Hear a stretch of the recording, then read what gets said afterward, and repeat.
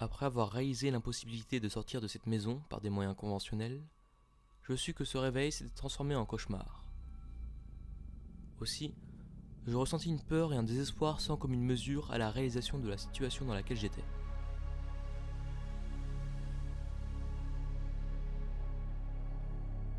Après plusieurs heures d'errance dans cette maison, je dévalisa le placard de celle-ci pour me faire un repas. Ce léger moment de suspens dans le désespoir me fit le plus grand bien. Après avoir fini ce repas qui n'était pas forcément bon, après tout je suis un piètre cuisinier, je redescendis et retourna dans la chambre de mon éveil. C'est alors que je réalisa qu'il y avait un cagibi dans celle-ci que je n'avais toujours pas fouillé. J'allumai alors la lumière de ce dernier pour regarder ce qui se trouvait derrière ce rideau. Sans réelle surprise, je vis un endroit empli d'objets que la supposée famille n'utilisait plus.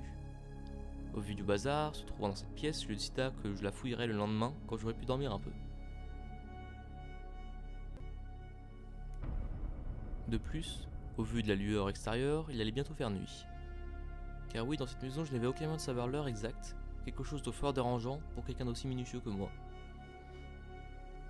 Après avoir passé un peu de temps à lire un livre de la bibliothèque du jeune homme, pour oublier à quel point ma situation était étrange, je décida qu'il était temps de dormir et il commençait alors à faire réellement sombre.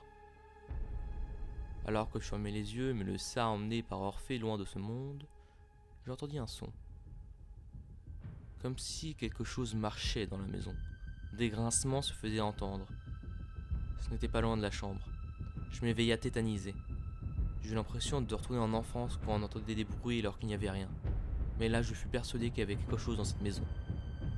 Je descendis sans un bruit du lit, et à ce moment précis, j'entendis la première porte de la chambre s'ouvrir.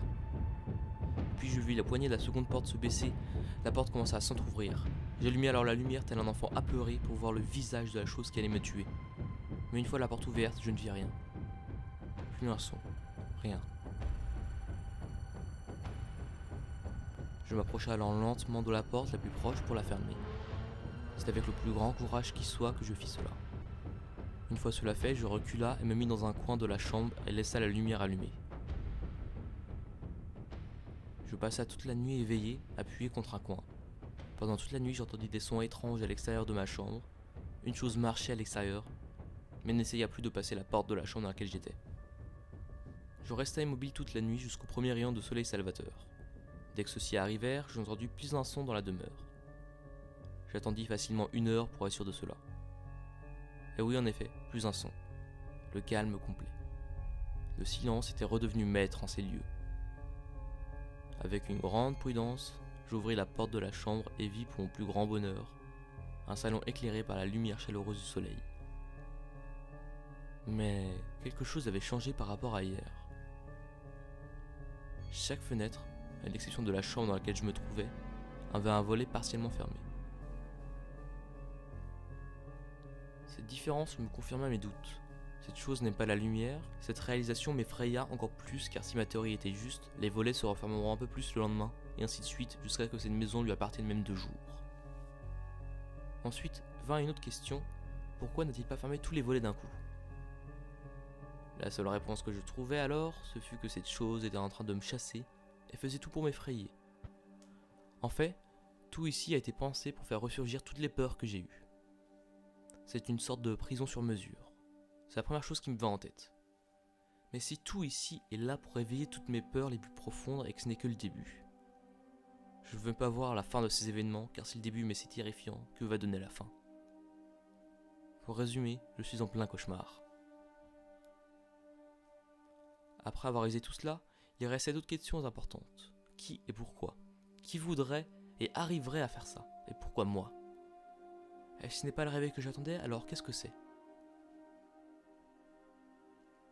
Tant de questions pour lesquelles je ne trouvais aucune réponse. Après toutes ces réalisations et questionnements, je vis du tabac, des feuilles et des filtres. Je les avais déjà vus hier, mais j'avais arrêté de fumer depuis bien longtemps. Mais au vu de la situation, je n'avais pas à craindre un quelconque cancer. Je me roula une cigarette et la fuma comme mon bon vieux temps. Après avoir apprécié chaque bouffée de fumée, j'éteignis la cigarette dans le cendrier. Après cela, je regarda dans la maison ce qui pourrait m'être utile.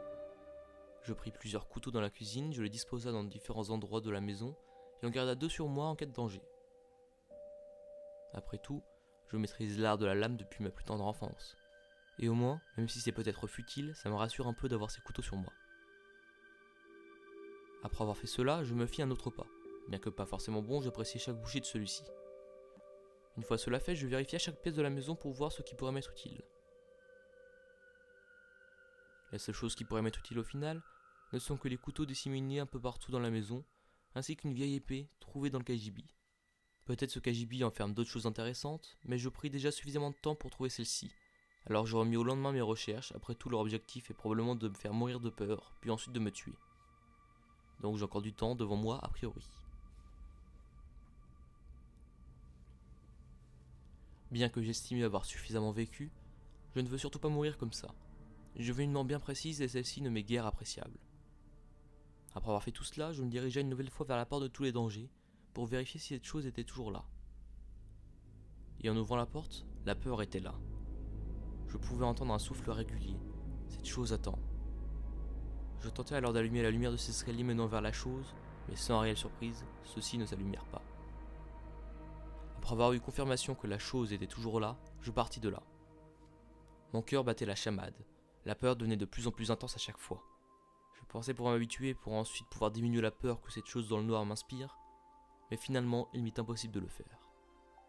La peur est encore plus présente à chaque fois. J'ignore comment je vais m'en sortir, mais le désespoir ne m'a pas encore totalement atteint, donc je peux garder espoir. Cette situation me rappelle des choses que j'avais vécues il y a des dizaines d'années de cela.